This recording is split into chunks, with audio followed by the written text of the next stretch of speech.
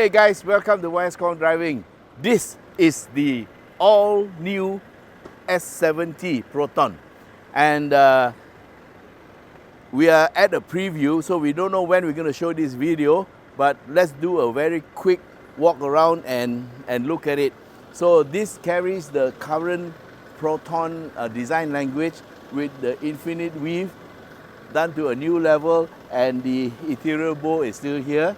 And the front actually looks quite decent, and it's got LED lights in the front and also the back. Down here you get a little lip, and I think the overall rendition is quite good. This color is the new color. It's called the teal green for Proton, and it is only available in the top variant, which also comes with a sunroof. Okay, in terms of engine, we'll talk later. Okay, along the sides, it's pretty neat, and it's got a high waistline, and there's an accent line here that stretches from the front all the way to the back. This, they call it the waistline of the car. You get 17-inch wheels.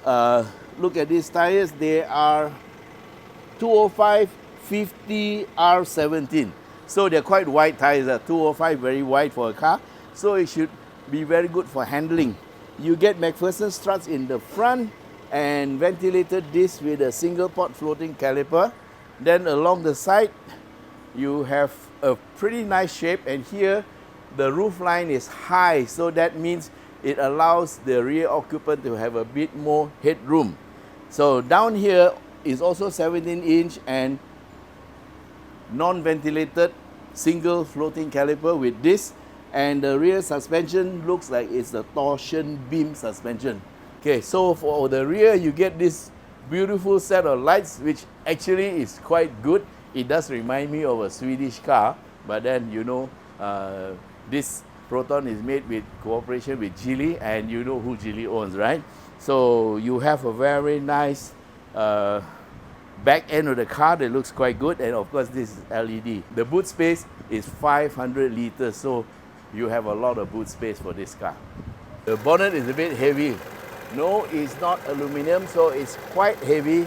I'm sure they can lighten this weight if they just change it to aluminum. This is the 1.5-liter turbocharged MPI engine, and not the TGDi. Yeah? So it produces 150 PS and 226 Newton meters of torque. Drive is to the front wheels through a 7-speed DCT. Okay, here we are getting into the driver's seat.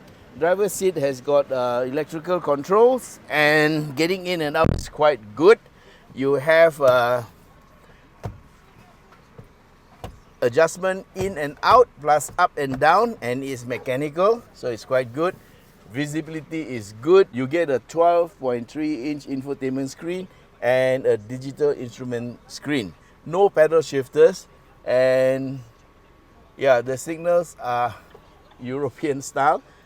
Signal on the left and the wipers on the right.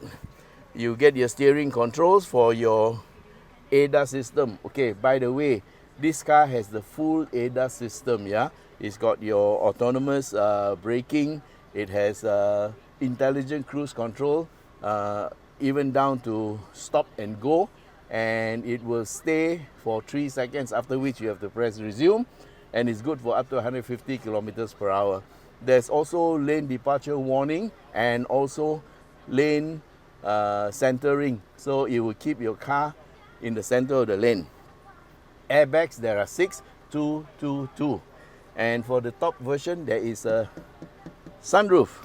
So over here you have a wireless charger, a USB port here, and down there there's another USB-C plus a socket. Start-stop button is here, aircon controllers are here, and you have an electronic. This is the P button for going into park. Then the shift is neutral and reverse, neutral and drive, and to the right you get manual gear shift. Electronic parking brake and auto hold. Cup holders, and also a little cubby hole here, and electric windows. Of course, the seats are semi-bucket and quite comfortable, and they are actually leathered, so it's not leather, this is fake leather.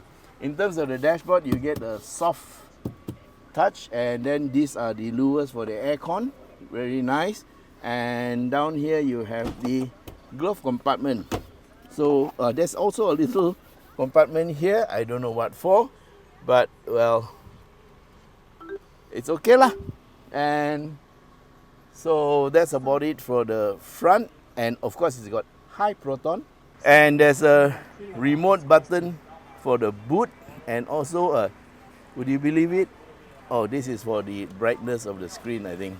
Okay, let's move to the back.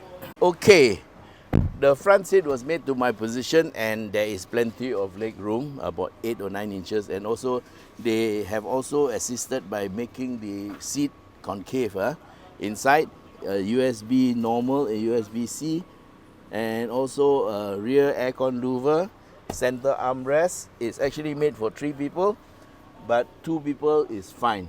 Okay, headrest for everybody, and semi-contoured buckets, and of course with the what you call the child seat supports.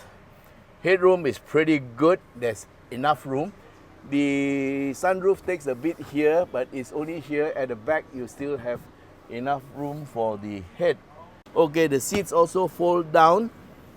It is 60-40. This one folds as a single piece with the other side. And let's take a very quick look at the boot. Okay, there's a remote button here and also a remote button in the front.